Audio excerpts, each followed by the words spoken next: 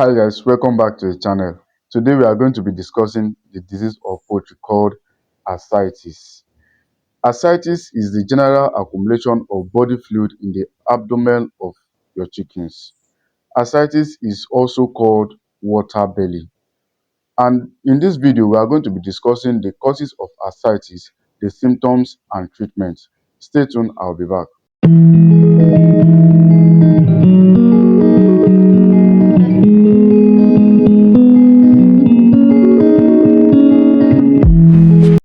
Now, to start with the causes of ascites, the number one cause of ascites is temperature.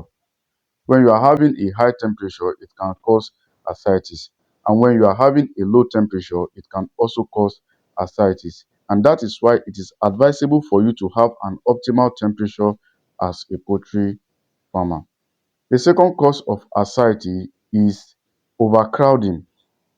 Yes, when you are overcrowding your chickens, it can lead to ascites easily than any other things. Of course, I hope we know that apart from ascites, overcrowding can also lead to several diseases. Yes, if you are overstocking your birds, they will be more prone to other diseases. So it is advisable for you to stock your birds at the right density. The number three cause of ascites is poor air quality. Yes, sometimes we feel that our birds are having enough air or we feel they are having a right air in our pen. No, the natural way to observe or to know if your chickens is having the right air in your poultry farm is just when you enter the chicken's house, spend 15 minutes to observe by breathing in and out. Yes, if you breathe in and you breathe out, if the air you breathe in the first place was good for you, you know that yes, that air is good for the chickens. But if you feel or you notice that the air is a bad one, know that yes, it is not good for the chicken. So the natural way to know if your chickens is having good air quality is by you breathing in and breathing out. Breathing in and breathing out or spending much time in the pen can also help you to know if your chickens are taking quality air. The fourth thing is particle size of feed. Yes, the size of feed.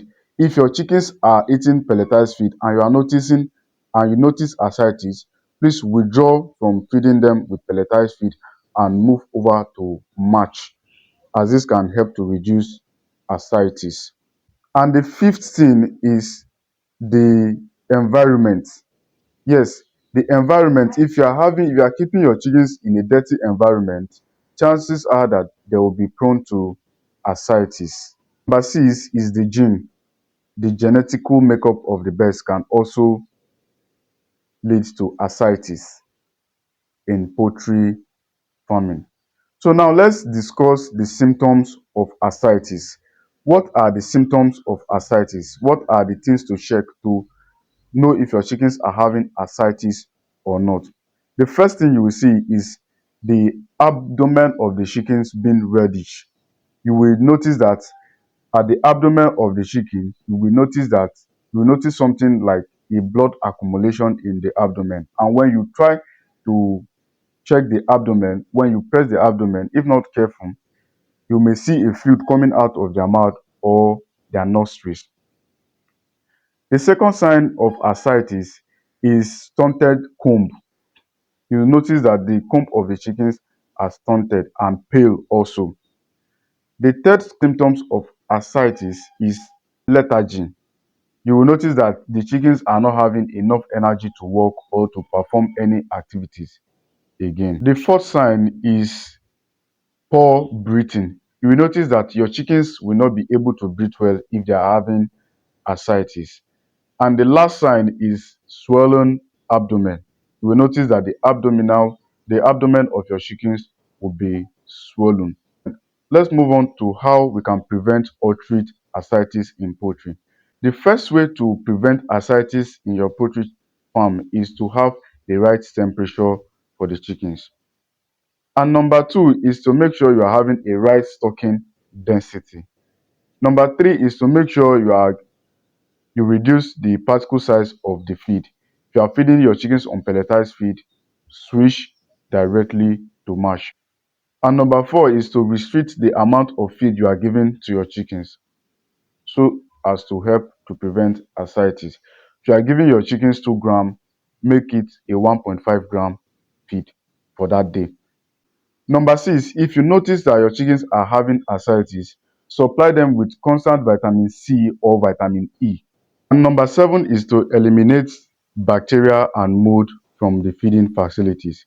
If you are noticing any mold in the feeder or in the drinker, please do well to eliminate it by removing the mold or by cleaning the drinkers for the chickens, as this can also lead to ascites. Guys, this is all about ascites. I believe this video has helped you to understand ascites, the cause and treatment for ascites.